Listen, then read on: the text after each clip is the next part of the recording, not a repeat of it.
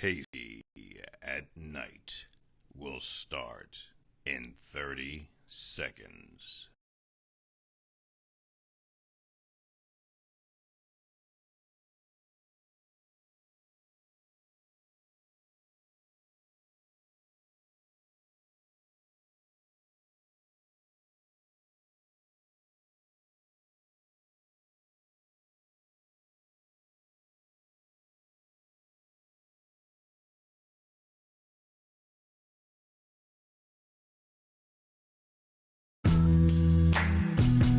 And now, introducing Casey Carter.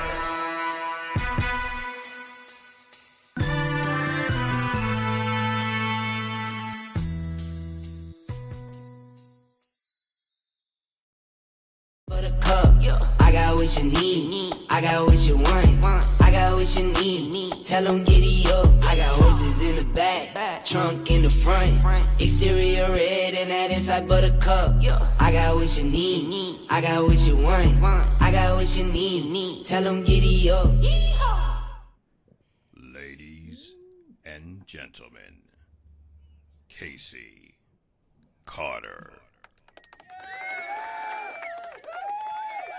It's Wednesday.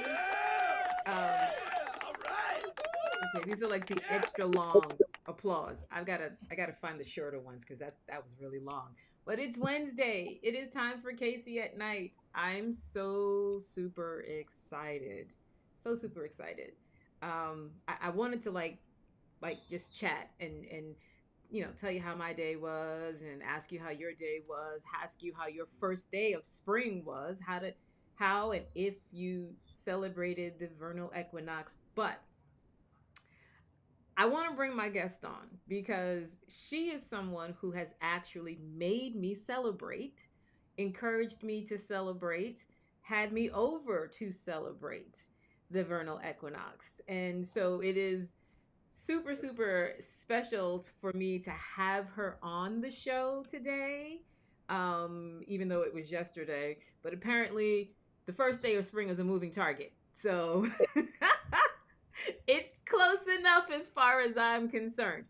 Now, for those of you who don't know her, yeah, shame on you. Shame on you. But for those of you who do know her, hey, Sabrina. I'm going to show you why I absolutely adore her. Here, just watch this.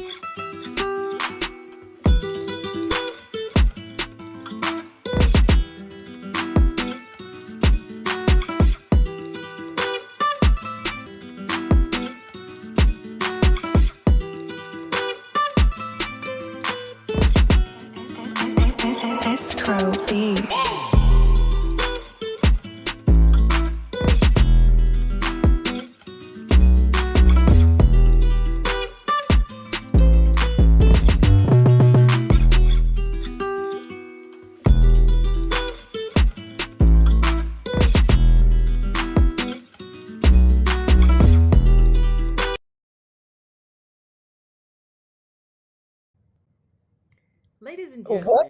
What fun. Ladies and gentlemen, allow me to introduce you to Goddess Amina.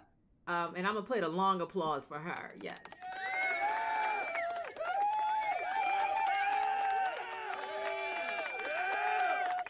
God, it's long. Oh my God. Okay, let me just say So this month, for my guest, I went and grabbed photos that I had of me with them. Girl, I had so many photos of you and I together, like tons and tons and tons of photos of us together. And I was like, oh my God. Like, in looking at them, I always felt like there was a big cheesy grin on my face being in your presence. Both of us. I mean, those smiles, I look at those pictures and I'm like, first of all, the smiles. And then also I realized, wow, we've been friends for a while because I'm like, what happened to that dress? Yeah. And where's my outfit? You know how you go back through the photos and you're like, wait, I love that dress. Where did it go? Yeah. And that I had a lot of that happening. Yeah. Well, it's funny because there's one dress in particular that I saw that I was wearing that I literally just now was going, ooh, I really liked that dress. I don't even know. It was off like one shoulder. I don't know how I held this in like that. Like, yeah, I Yeah. totally get it. Um, but those photos also reminded me of, the very first photo is the photo of you and I the night we met for the first time. Mm, And yeah, at the Atlanta Eagle. yes. Yeah. Yeah, the Atlanta Eagle. Yeah. I remember that night. Hmm. Yeah, I remember who I was going to see and flirt with a little bit. And I remember meeting you and also a bunch of folks because I was very new to Atlanta. I Yeah. might have been there 2 months, I think, because it was still cold outside. It was not It quite was warm. it was chilly. It was Yeah, chilly.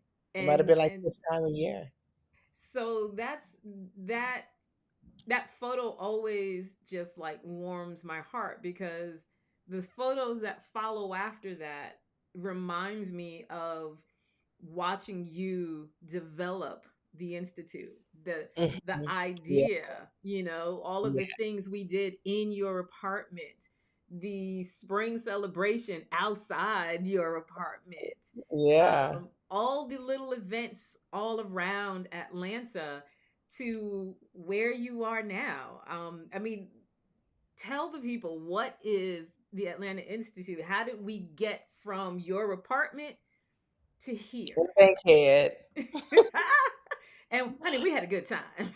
We had a beautiful time. I used to laugh because people were like, "You live in Bankhead?" I'm like, "Yeah," but I'm pretty sure my neighbors are scared of me because there's a cauldron burning under every full moon on my porch. No one messes with me. Um, yeah, it's really. I just actually saw the video. It's actually I posted to my TikTok a little snippet from it, from that video where you came over for the equinox, and the institute just wasn't a vision at that time. It wasn't something I planned on doing. I've been working in the industry for a while, and I had been hosting sister circles in Hawaii, and I moved to Atlanta, and that was probably, um, yeah, I hadn't been in Atlanta very long. I moved in December, and so March we were having a couple of little shindigs, Hmm. and then people were asking later on if I could teach them. And my first thought was, yeah, of course I can teach you. I think, right? This should be fun. It was really my now husband who asked the question like really sincerely and made Hmm. me really put some effort behind it. And I must have taught him well because then look at us now. But Right. but it was really him that at the time he just said, I want you to teach me how to be this free. And I don't know what that means or what that looks like, but this doesn't seem real and I want to learn. And so I started trying to teach him. Yep, Sabrina was there. She was one of the OGs. She is one of the OGs. That was is. Um and I decided to work on a curriculum because I tried to teach him first just kind of free willy and I was like, this doesn't make any sense, Amina. Like you got to actually organize some thoughts here. And so I did, and I created curriculum, and Sabrina was in that first class, a couple of others, and EJ, and we did that. And it still wasn't an institute. It was just, this is what we're doing. Y'all want to learn this? I'm gonna show you how to do this thing that I do. It was 100% touch based. I was really just teaching the touch practice that I offer and all of the things that are like kind of interwoven into that touch practice that were like a part of my thing.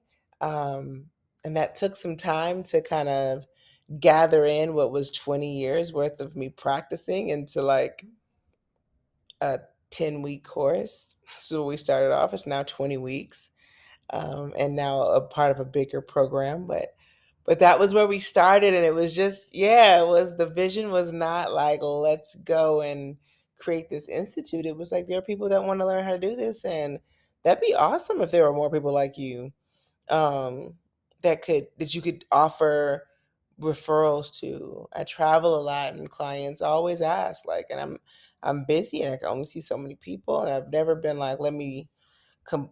I've never felt like I was not going to be fed from the clients that I had. So I always needed more people.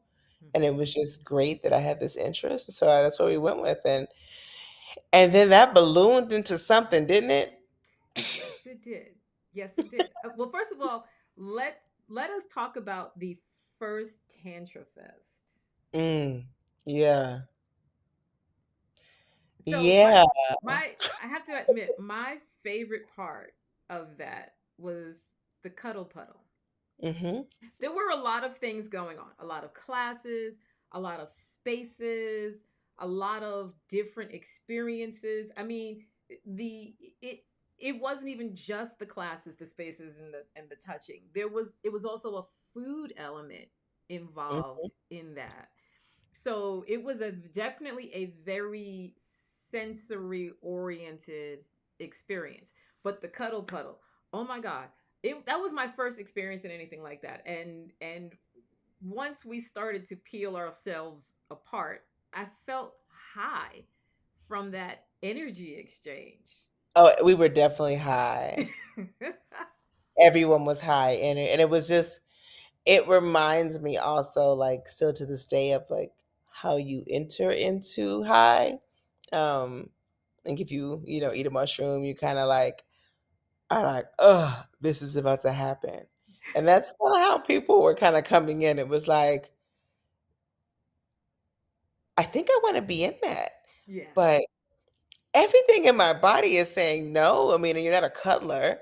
Like, we don't, strangers? We're gonna cuddle with strangers? But look at that booty. I would cuddle with that booty.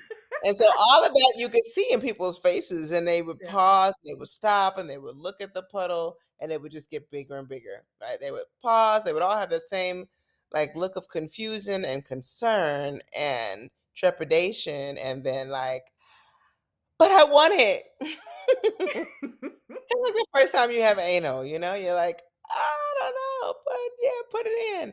So it was very much like very much like that. And then people got in there and loved it. Hmm. And that was such um, a beautiful beginning to our cuddle training program, our community of professional cuddlers, and the cuddle spaces that we get to experience throughout the country, well, not throughout the globe, Hmm. because of that Oh my initiation. god. Yeah, we're going to get to the fact that you're international on so many levels. On Yeah. so many levels. But that, you know, that being able to sort of look at that experience and again to see where you are today, to see the evolution of it all. And again, as you've reminded, I forgot how new you were in Atlanta at the time, but to see even in that newness, that quickness of time, because you were here and then you were moved on. And Yeah. yeah. Yeah. So, what is it? First of all, let me give you a chance to really tell people what the Atlanta Institute of Tantra is, what it offers. Yeah, sure. So, it's interesting because I'm not in Atlanta anymore, and I was only in Atlanta for a couple of years, but that's Mhm. where that program and that Institute initiated. And I've had a lot of meetings about changing the branding and taking Atlanta off. And one of the reasons I don't is because of how black the word Atlanta is. Like it's synonymous with blackness in the U.S. And Right. so it's the easiest. I could say the black tantrums, right? But Atlanta does that for me. It gives me just enough of that, and also kind of, I think, bears tits in the face of all of the puritanical values that we see in the South. And it says, no, actually, this is happening and it's Atlanta based. And so I'm keeping and have kept the business based in Atlanta because of that. Even though I'm not in Atlanta anymore, I still return to Atlanta. The Institute is a space that was built out of a dream. The Tantra Fest was built out of that same dream. This idea that there are these sacred sexuality spaces all over the country, all over the world, that still for some reason can't seem to find a single black person to teach, to facilitate, and they're getting better now. I will say some have a single black person, but that's where we're at, and so going to events for well over a decade, I just got to the point where I got tired of feeling like the token. I got tired of feeling unsafe. I Mhm. got tired of having to explain why I didn't want to get my hair wet and whether or not I was wearing a wig or any of that. You know what I mean? I just got Yeah. tired of, like, people want to touch your hair, and as a part of the we do games where you get to touch, and it's like, I don't want you to touch my hair. Ask me for something else. All of that, and it could be innocent, it could be not. I don't care. It's just that's what I want and not what I don't want. And so it was like all of that was a reality. And there was this thing that I noticed when I got to Atlanta that I actually wasn't exposed to, was that there were other Tantra teachers, other sacred sexuality professionals that were all Black and had all studied in various lineages, um, that had oftentimes way deeper lineages than what we see in the Neo Tantra community. No shade, but just is what it is. Mhm. We have to do it all backwards in heels, and so that's what We happens. do. Yep. And so I'm like, why aren't these people teaching at a festival? Mhm. Well, let me make a festival where everybody teach at then. And so it was like that kind of thing that was happening.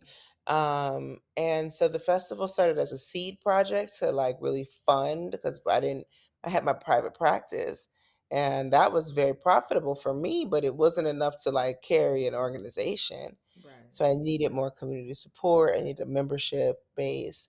And so that's where that started. And I started teaching workshops and inviting other teachers in who were, trained from all kind of places, but then were Black, and brought them in to teach a variety. I mean, we had everything from qigong to mushroom ceremonies to, sound bowl to, no, not sound bowl. Sorry, that would limit the experience of what we Right. actually had, but sound healing. They're just we had one of the most amazing riggers. Ty is such an Mm. amazing rigger, Mhm. um, and also it deeply embedded into priestesshood Right. um, and tantra lineage.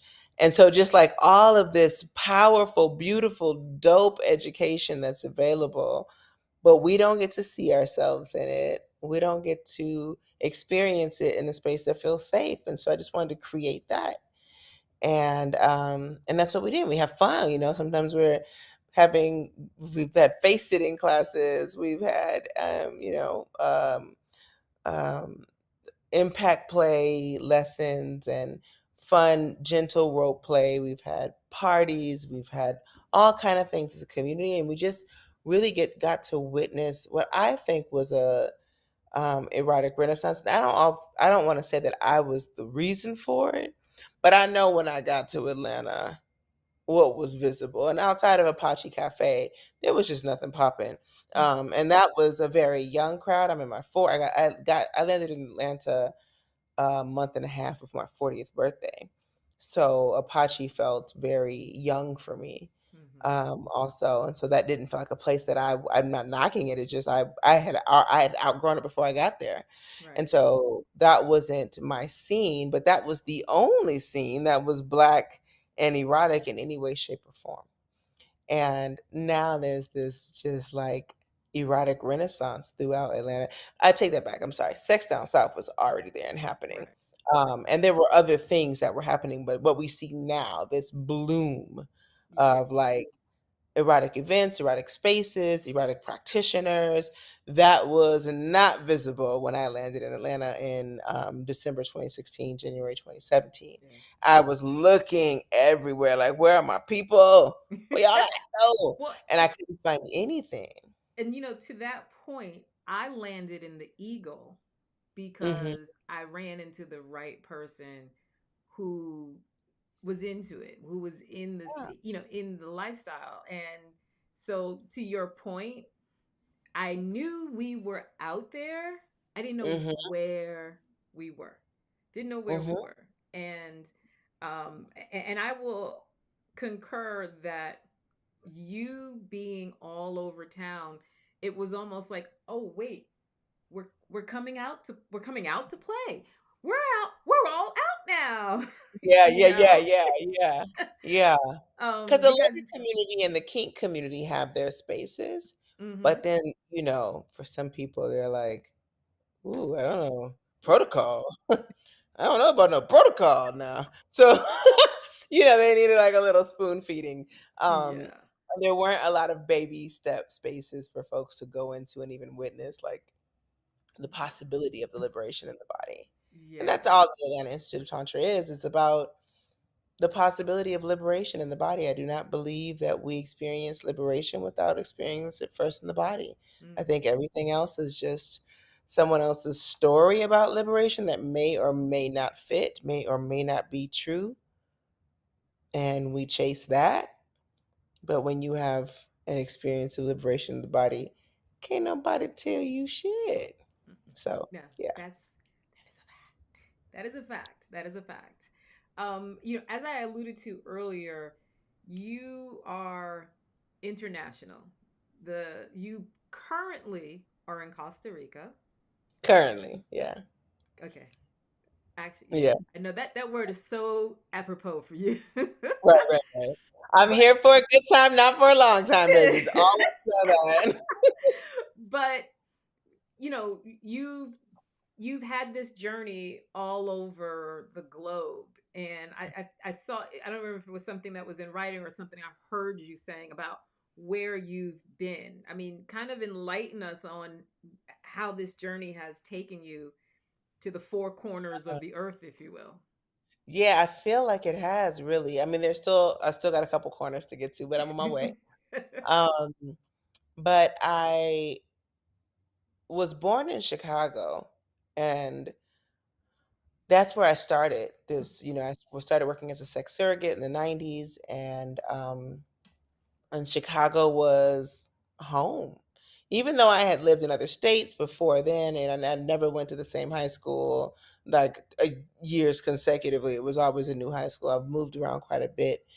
Um, I went into the military and continued to move, but I Chicago's always felt like home. Even now, when I go back, it's like I don't care. They can gentrify every neighborhood. I still know this is my home, and they have tried. Um, so when I that experience, so that I had my upbringing, the understanding of like the importance of community. Chicago is super, it's segregated. It is has been repeatedly designated one of the most segregated cities Mm, in the country or in the world, one or the other, I'm not sure. But it is completely segregated by neighborhood, or was growing up, although I see that changing now.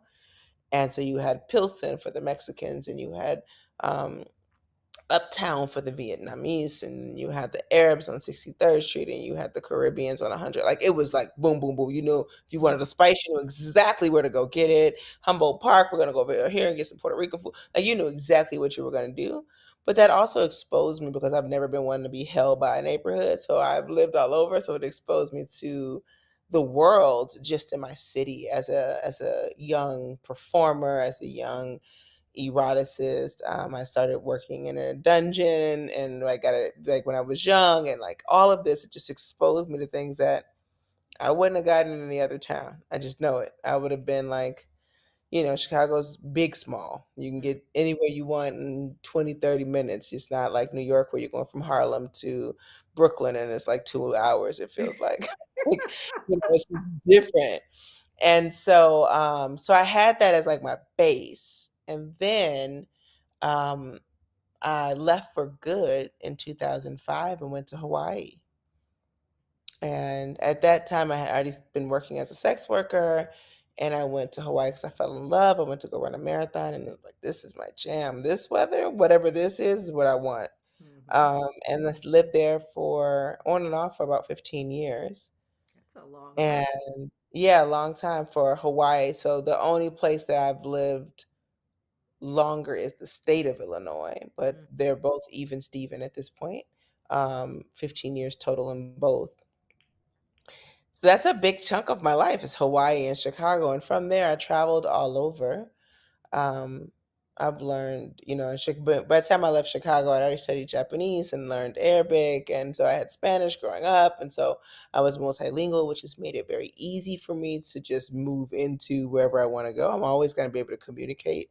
I was laughing because I actually just flew back from Panama today, and I was found myself in a space where my first instinct was to speak Arabic because the woman was visibly Muslim, and but we were in a Spanish speaking country, so it was like Spanabic. I don't even know what happened, but we both were good with it, and so we just flowed. And it's just like that reminder that I can do this anywhere. I can be anywhere I want.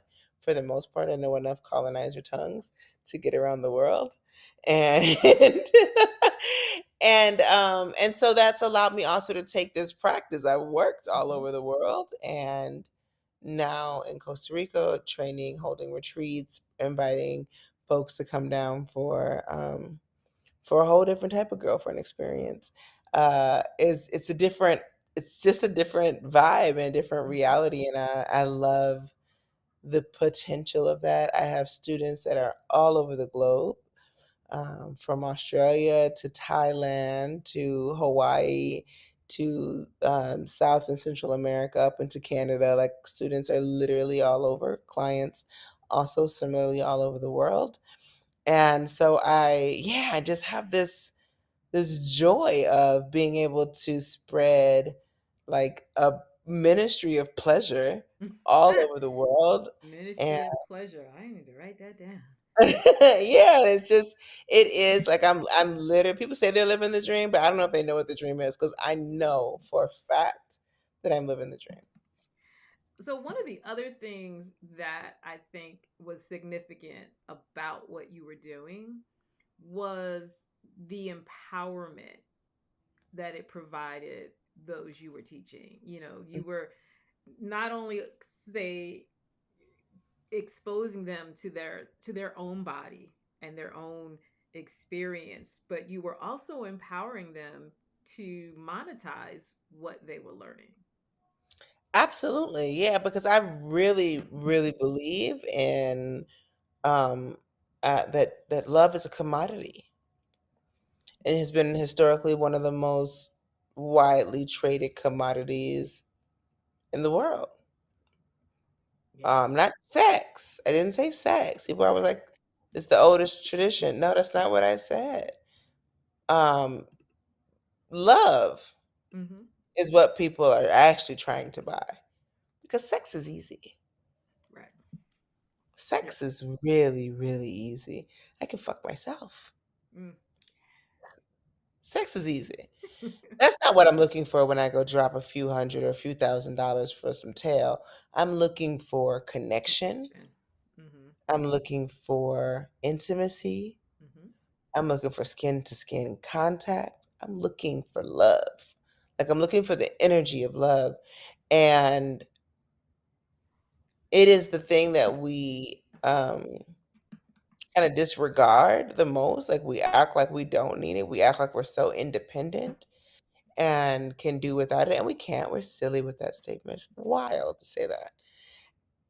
And And then we do all these things. Everything we do in the world really is for it. I don't care what anybody says. I don't care what anybody says. What is a billionaire doing with $1 billion other than to secure love? Mm, An awful way to do it, perhaps. Okay, sure. But what other is the reason? right. What else is the reason? There is no other reason. There is no other reason. Yes, I still want to eat the rich. And yes, I understand that there is no other reason than you hoard that much wealth in the idea that that's how much you need to To maintain a yeah, level of connection. right. Buying the world is not a goal of anyone's, or else they would buy it. It's not, it's free, really. Right? So it's like everything we do, Ferraris will go out of business, right? Like people have a Ferrari in Atlanta and they sit in traffic. What's the point? So you can peacock because you need Mhm. connection, right? Right. Everything we do, we're no different than any other animal in the world. And so knowing that as a basic kind of idea of the human, then it would be silly not to sell some. I wholeheartedly agree. I do because, my mother used to say that folks will pay money just to smell it. And they do. And yes, yes. Mama, And it was not is not wrong. and so it's again, I loved watching how you were empowering us to really appreciate our bodies, appreciate the experience we have with our own bodies. But again, like I said, how we then could monetize that, right? Like, I mean, everyone has a means for being able to do that. And I, going back to what we said about there are now events all over town, you now see a lot of practitioners also Yes, yes, everywhere. absolutely. Events practitioners, absolutely. And it's necessary because we need that. Hmm. I grew up in a time when I was coming up in this industry. There weren't a lot of practitioners. There weren't a variety of price points for practitioners so that it was available and accessible to many folks. And a lot of them didn't look like me or anybody that I knew. Right. Um, yeah, it's like this is very necessary. And it's just also this idea of um, this commodity of sexuality, of intimacy, of love being valued. Like it's valuable. It's not only necessary, it's valuable. And it's not air. It doesn't need to be just free all the time. I don't believe in free love.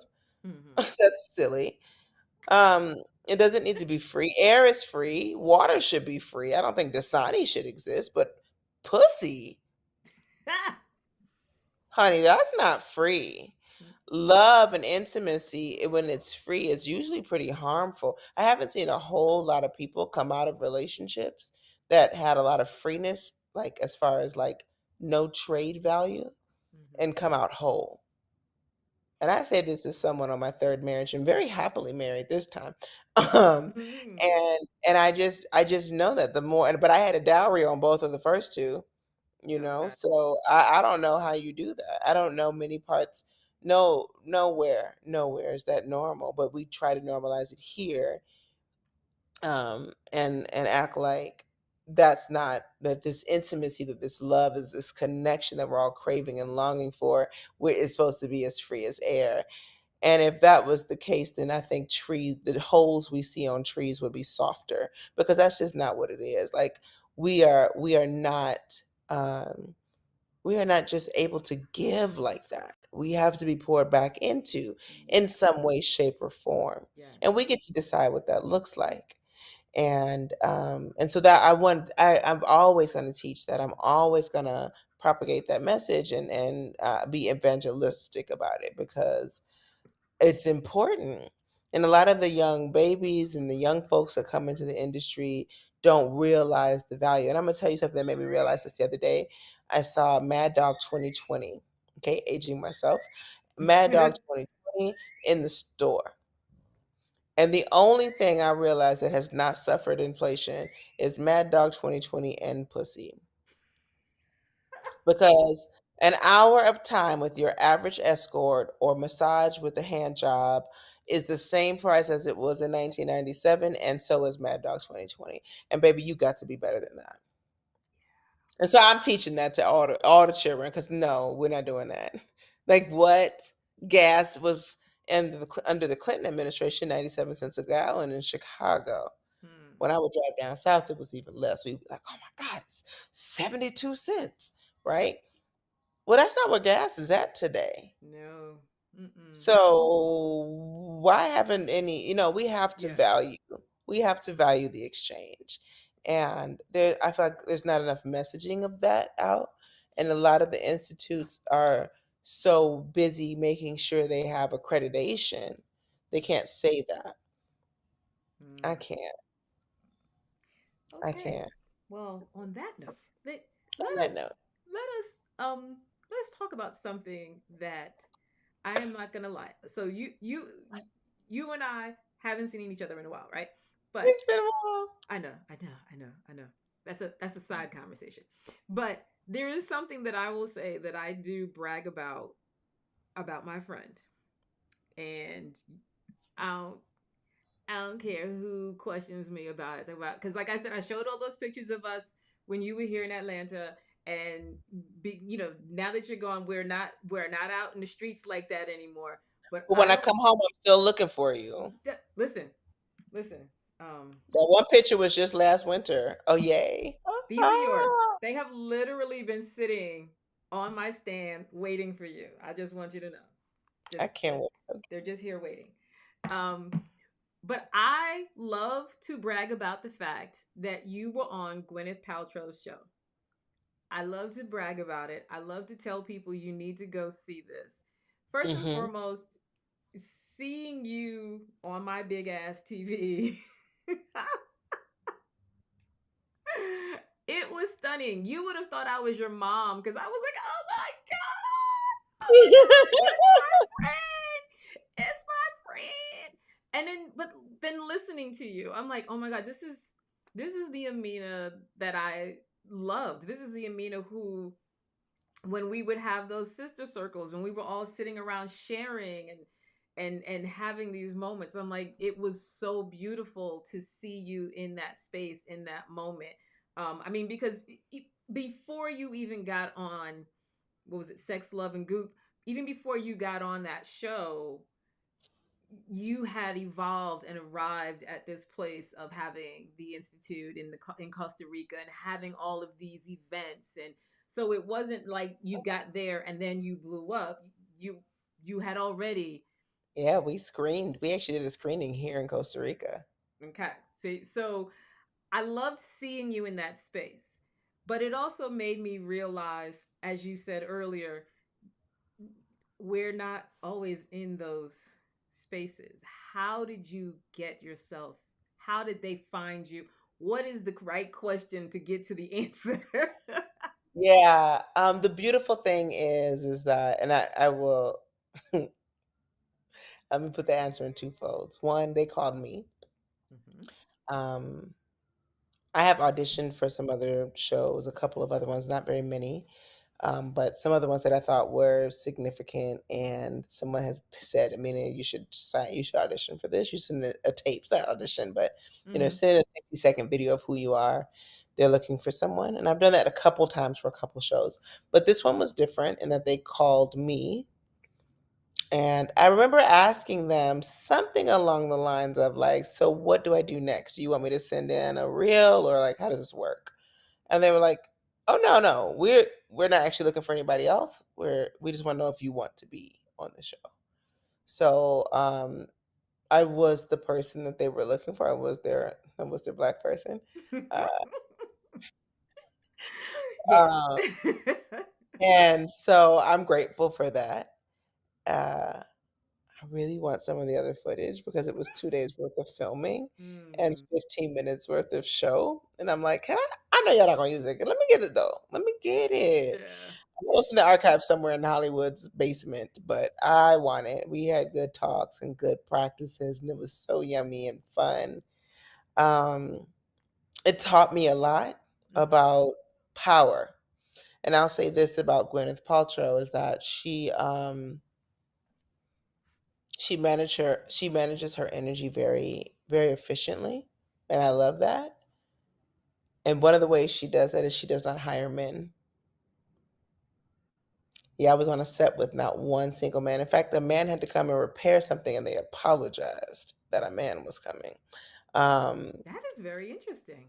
it is, yeah, it is, and it made me realize, like, one of the things that Prince used to do was very similar. Is that he would oftentimes only hire women, only hire black women, because he knew how hard it was for them to get in the industry. And probably because he also just loved women, like who was not to love? We're fucking awesome. And so yeah, and so he would often just hire women. um but you get to a certain point that's you get to really make that decision without batting an eye. I would like us to be able to make those decisions earlier on in life. Right. And that's what that showed me. It was one of those moments where I was like, oh, I can actually say this is what I want and actually do that, Hmm. and like throw middle fingers up to whoever is looking and saying that that's not fair or that's not right, because it is. It's right for me and it's fair for me, and that it actually felt really good. There was a cohesiveness on set that I have been on many sets.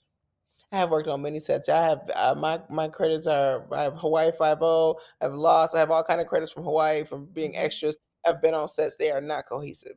This was the most cohesive set I've ever been on in my life. Um, and I just loved that the way that energy was managed was something to witness. And and was very grateful also just for like realizing that yeah, I wish they had showed more, but whatever. Right. Very grateful for like this reality of at least showing the work that no one else would dare show. Yeah. No one It. else would dare show an quote unquote imperfect black body staring in the mirror at herself Hmm. on their big screen, right? No one else would dare um, invite two elders to crawl around on their hands and knees and sniff each other's butts just to be playful, instead Right. of just that unnecessary, like, structured first, second, third base Yeah. sex that we do for 50 years and it's boring as hell. Right. And nobody's coming anymore after a while. It's just ejaculation city for people with penises, and that's it. Like nobody's contesting. Like, no, there's no contest to it. And so this is the first time that we actually see somebody on TV in a profession that challenges that. And for that, I will always say thank you, Gwyneth. Like I said, it was for me, seeing you in that space, seeing the creativity of what you do. And like you said, on the big screen, right? Like Hmm. where Netflix, Gwyneth Paltrow, people are going to be watching. And it was so awesome to see that. And it's what's also interesting, if I just kind of a sidebar to this idea of seeing ourselves on TV, quite a few folks that we know have shown up on shows in their capacity that, Yes, very much brings me joy because I'm like absolutely. they're not on there as actors doing something. They are on Right. there portraying what they do. And Exactly. and that's a beautiful thing. That is an absolutely beautiful thing. It is, and there are lots of opportunities for that, and they are increasing. I get a lot of requests often, but I'm not in the US, and Mhm. so it's often not of value to me to be on most of those shows unless it has enough of a large enough audience where it's like, okay, um and it has to also be in alignment with like what I really feel Right. I'm aligned with, and I haven't gotten those requests. Like I'm not in alignment with Bravo Network. That doesn't mean that someone isn't, and I'm letting you know, like, if you're Right. watching this and you're trying to figure out, there are tons of opportunities on networks like Bravo. Yeah. Yep. That is Yep. not my client. Yep. That is not my customer base. And Um, and and someone I know has done some stuff with them. You know, Yeah, yeah. we know. They yeah, I have a few folks that are, and they've come to me, and I will never forget because we were they were doing a series on folks that had moved abroad and pivoted in the pandemic. And so they came out to interview EJ and I, and they were like, "All right, this is great." And then they said, "So tell me, where's the drama?" Mhm. And it was in that moment I realized, like, this is why I've turned every Bravo show down. There is none. Right. Like, we are over here having orgasms and playing and having a blast, and we have disagreements, but we also have excellent communication skills, and so we know how to work through disagreements. I coach that. I coach relationship science. I coach eroticism and erotic language. So yeah, we actually just don't have I think the drama that you're looking for, Right. and that a lot of networks are looking for, Right. because we're actually happy. God forbid. God That forbid. yeah, misery sells, and so it's like one of those things where it's like, well, I'm probably, yeah, but it's not gonna work. I'm not who you're looking for, and you're not who I'm looking for either, Right. because I'm looking for like that hippy dippy plant based. Like, you wanna see how this food. You wanna learn more about all the ways okra can make your pussy wet. I'm your girl. You want to figure out how to have a fight? Don't call me. I haven't had a fight with a lover in 15 years. I don't fight with a lover. If we got to fight, Then you shouldn't be mm-mm, with me. I don't even like makeup sex. No, thank you. I don't. I don't. I don't want to make up with you after that. Mm-mm. Yeah, no, I No. don't. It's, well, again, that's a whole Yeah, nother I like conversation. I But like happy good morning sex. I like, oh, you know, listen. surprise head in the middle of the Yeah. night. I don't want no are we mad? We gonna fuck it out. No,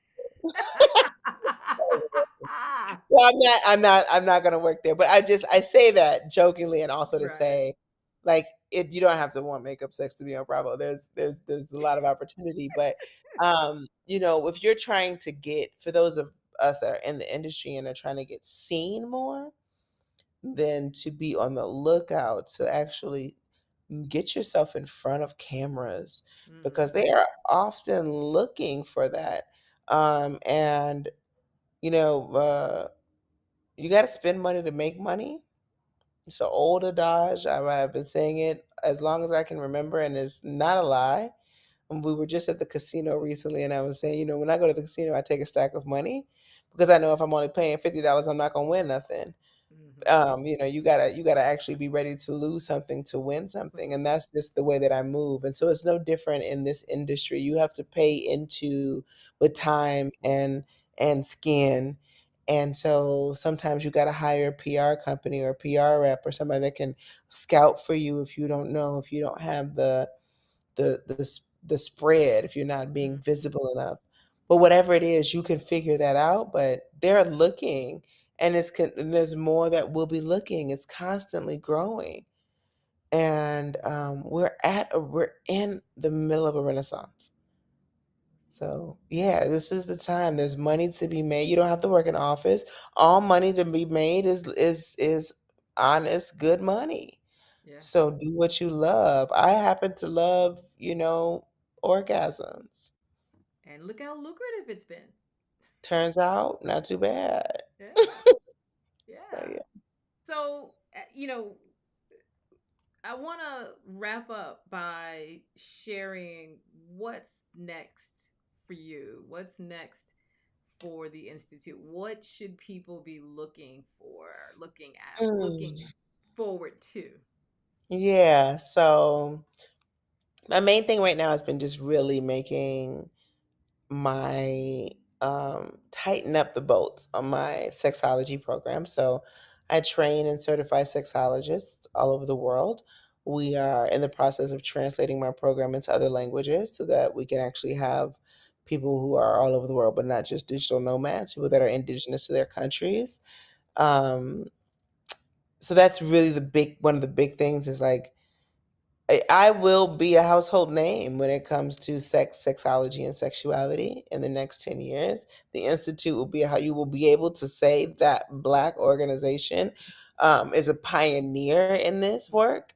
And that is what is really up and next for the Institute. That is my pride and joy. And it's not just an ego thing, it is our time. Mm-hmm. And I. Sorry. Hold on. I don't even know how to do that. Sorry. I'm like, I don't even know why my computer says it's in do not disturb mode, but apparently that's not what's happening. Sorry about that. That's okay. All right. Where was I? Uh, um, tightening my things up. Yeah. So that's a big part of where we're at now, is like making this be really substantial. There's a couple of visions I have about really impacting countries that are open to the work. Mm-hmm. There's some that are really also advancing the work and really stepping into those spaces. Interesting. Um, yeah, the Tantra Fest will be back in Atlanta next year. So in 2025, we'll see Atlanta again. And we're moving at the start of next month. We'll start shifting out of Costa Rica and into Panama, Mm, and where we develop a beautiful partnership with the retreat center there. So that, because I have a retreat center here in Costa Rica, but it's just a lot. It's heavy, which is why you haven't seen me, because it's been just too much, really, okay. with my school and my practice. And then also, like, somebody's like, well, this broke today. Like, I don't care. Go talk to that guy. But it's like, I'm still in management. So I'm like kind of stepping back from that and partnering with the retreat center that is already established and has staff and is ready Mm, for what we're getting ready to bring. And we're building a dungeon there, and I'm really okay. excited about that. Uh-huh. Nice. Um, and just, yeah, so that's kind of what is the big thing is, more. I will complete my Thai massage teacher training this summer in Thailand. And so Mm, really working to incorporate Thai massage, my background of body work and sexological body work with the somatic work. 'Cause I just completed my somatic experiencing. I'm a somatic experiencing practitioner.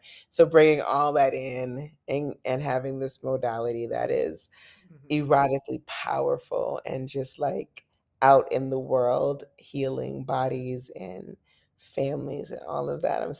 That's where we're at. And so that's what's new and that's what's next. I love it. I love it.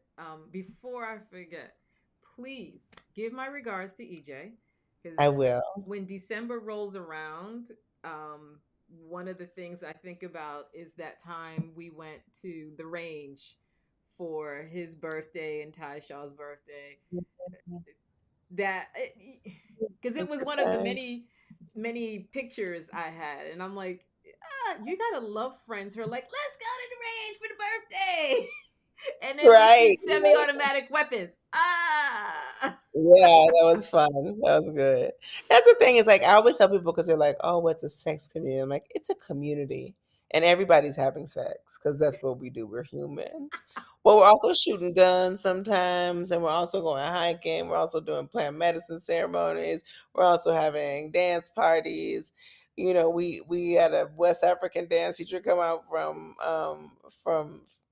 West Africa and taught a whole class here. Like we're in community, and that's it really. And just that's the big thing to me also, is just really growing the membership and growing the community. Yeah, which is it's a big thing because I will say that again, and just looking at the pictures, I'm first of all, I take way too many selfies. Way too No many such thing. selfies. But in Please. looking at all these pictures, it reminded me that in that moment when you were here, which is again, say pre COVID, I genuinely felt like I had finally found my tribe, my Hmm. people. I mean, I was out and about, whatever, but connecting with you and then connecting with all of the people that came to your events as a result of what you were doing around town genuinely was that moment where I was like, oh, okay, I don't dislike Atlanta so much anymore. and Right. and it's still sort of, since COVID, I still don't go into the city as much as I used to, but it truly does make a difference when you have tribe, when you have community.